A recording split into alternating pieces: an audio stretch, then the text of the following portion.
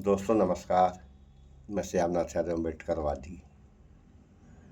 तो हाथरस में सत्संग के दौरान इतनी बड़ी घटना घट गई, तो इसकी जिम्मेदारी किसकी है,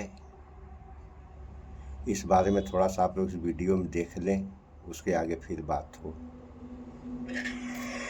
अपने करना मन लेकर जाए, क्या करेंगे करना तो पड़ेगा। और दूसरी जो बीमारी लगी है उसको सुधारना हम सबकी जिम्मेदारी है, और वो है बाबाओं की बीमारी, फर्जी बाबाओं की बीमारी। जी हाँ, आज ही आपने देखा, आपकी स्क्रीन पर देखिए, आज ही हाथरस में, यूपी के हाथरस में हादसा हुआ। एक बाबा के कार्यक्रम में, सत्संग में बहुत सारे लोग, और सत्संगों में होता क्या है आप सब देखते हैं। जो ज्ञान देने बैठा है उसको कितना ज्ञान है ये भी आप सब जानते हैं, उनकी भाषाएं कैसी होती हैं ज्यादातर वो भी आप सब जानते हैं।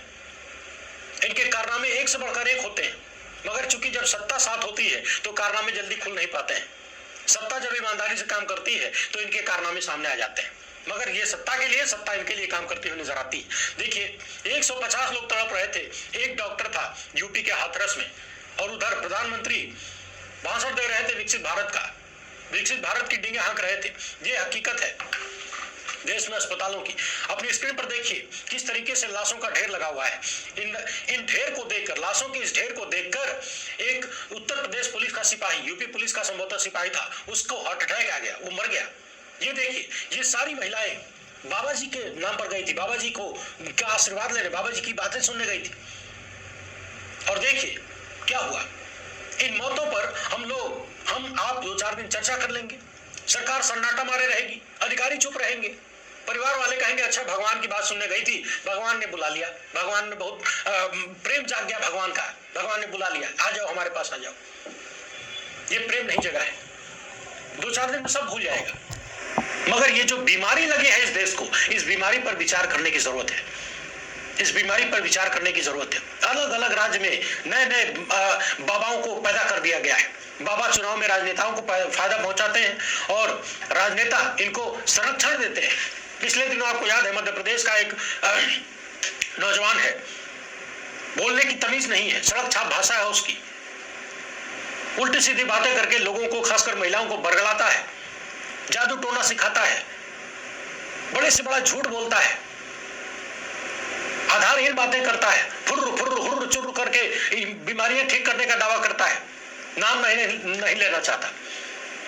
उस पर जब मुकदमा करने की बात आई, जब ये कहा गया, आरोप लगा कि ये जो है जादू टोना कर रहा है जो कि कानून के खिलाफ है, महाराष्ट्र में जाकर इसने किया था, तो पूरी की पूरी भाजपा उसके साथ नजर आई, भाजपा का आईटी सेल उसके पक्ष में नजर आया।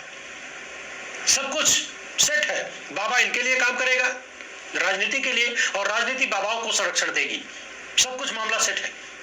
उस बाबा का भाई जो है, वो जो बाबा है मध्य प्रदेश वाला, उसका भाई दलित बिटिया के घर पे हमला करता है उसकी शादी के दिन। जिस दलित परिवार में बिटिया की शादी है, उसी रात में उनके घर पे हमला करता है, रिवॉल्वर निकाल लेता है, कभी किसी को मारपीट देता है। ऐसे संस्कार वाले लोग बाबा बने फिर रहे हैं, और इनको संरक्षण देती हैं सरकारें। उसी मध्य प्रदेश का वो जो बाबा है, उसके यहाँ से मुझे अब तक दर्जनों फोन आ चुके हैं कि मेरे पिताजी गए थे, मेरा भाई गया था, मेरी माताजी गई थी, गायब हो गई। बहुत सारे लोगों के गायब होने की खबरें आती हैं। कई बार लोगों ने फोन किया कि हमारा ये मामला है, ऐसे हो गया, ये गायब हो गए, वो गायब हो गए, कोई सुनवाई नहीं है, बाबा मिलता नहीं है, तमाम आरोप। मगर फिर भी हजारों की संख्या में लोग जा रहे हैं, मूर्खता की पराकाष्ठा को पार करते हुए। इन बाबाओं की अपनी जिंदगी में हजारों समस्याएं हैं, समस्याओं से बचने के लिए ही तो शायद बाबा बने हैं।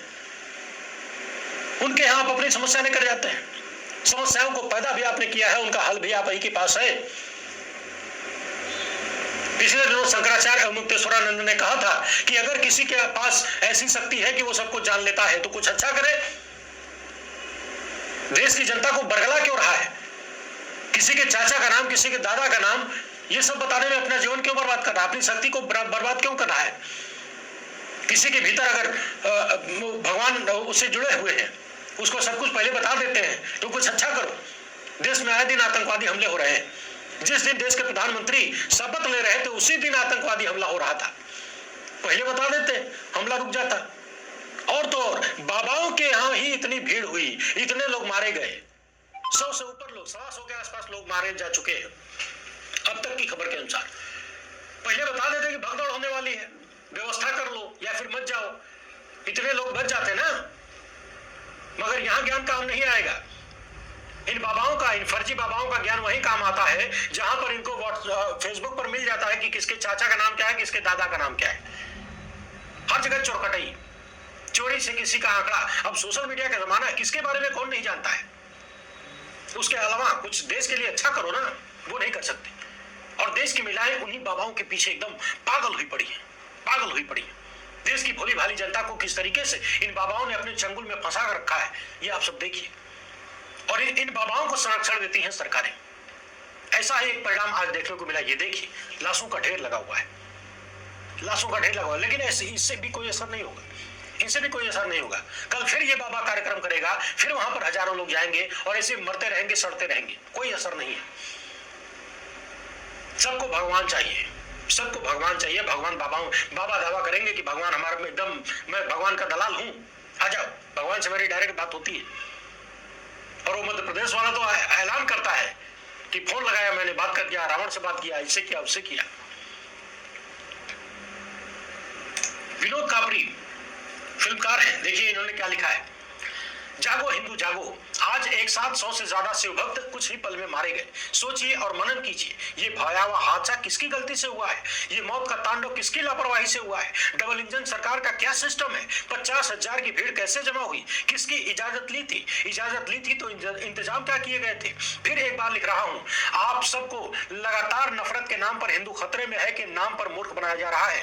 अब भी वक्त है, जागो, आंखें खोलो और पहचानो उन लोगों को जिन्हें आपका वोट तो चाहिए, लेकिन आपकी सुरक्षा की कोई गारंटी नहीं दे सकते, क्योंकि वो जानते हैं कि आप सबको नफरत के नाम पर बहकाया जा सकता है। वो जानते हैं कि बुलडोजर चलाकर वो आपको खुश कर देंगे और अपनों की मौत पर आप चुप रहेंगे। वो जानते हैं कि मीडिया उनसे सवाल नहीं पूछेगा। वो जानते हैं कि मीडिया आपके हक के लिए खड़ा नहीं होगा।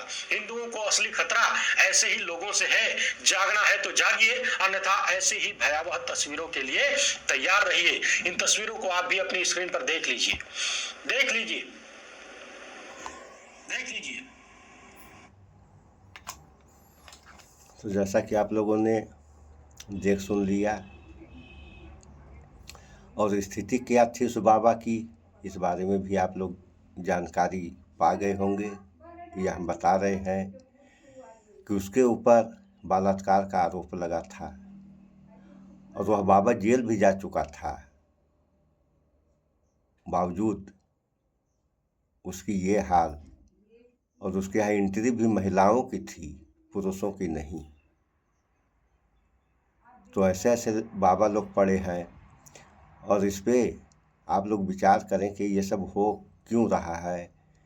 तमाम जो है, अभी एक घटना हम बताएं, काफ़ी दिनों पहले की है। इसी राजस्थान में किसी मंदिर पे जो है लोग गए थे दर्शन करने, अब भीड़ ज़्यादा हो गई। जब भीड़ ज़्यादा हो गई तो भगदड़ मच गई। उस भगदड़ में कितनी मौतें हुई। तमाम जो है, हर साल सावन के महीने में कांवड़ी जाते हैं जल गिराने, इसमें भी तमाम दुर्घटनाएं होती हैं। तो इन दुर्घटनाओं का जिम्मेदार कौन है? सरकार या जनता? और ये जो दुर्घटना हुई हाथरस वाली, वहाँ समाचार में हम देखे कि 80,000 लोगों की व्यवस्था थी और 2.5 लाख लोग पहुँच गए। तो जो वहाँ के समिति थी, कार्यकारी लोग थे, इन लोगों की ये जिम्मेदारी बनती थी कि 80,000 का परमिशन हो तो 2.5 लाख लोग कैसे आ गए।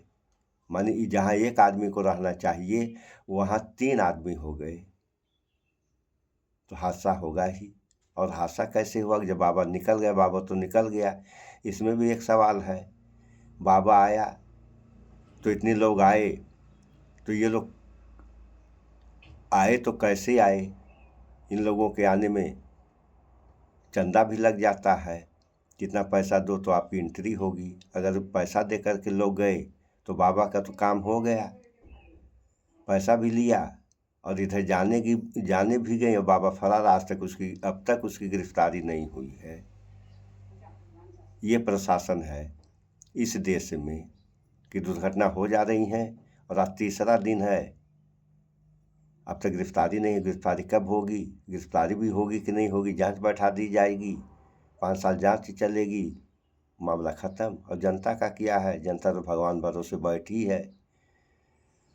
अरे इतनी इसको समझदारी कहा जाएगा या ना समझदारी किया जाएगा? जब बाबा गया तो गाड़ी से जो धूल उठी, उस धूल को पाने के चक्कर में जो है इतना बड़ा हादसा लोग कर दिए। क्या गुण था बाबा में और क्या गुण था धूल में?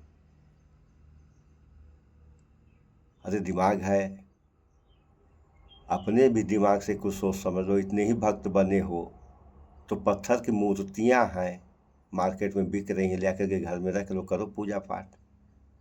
तो इन दुर्घटनाओं से तो बचा जा सकता है। और ये काफ़ी दिनों से व्यवस्था चल रही है, आज भी चल रही है और ये चलती रहेगी। इसको रुकना नहीं है। क्यों नहीं रुकना है? कि जनता जागरूक नहीं है। जिस दिन जनता जागरूक हो जाएगी तो ऐसी दुर्घटनाओं से बचा जा सकता है। तो इस पर विचार करें आप लोग। इस वीडियो में इतना ही। स्वच्छता अपनाएं, शुद्ध खाएं, स्वस्थ रहें, शिक्षित बने। जय विज्ञान, जय संविधान। नमस्कार।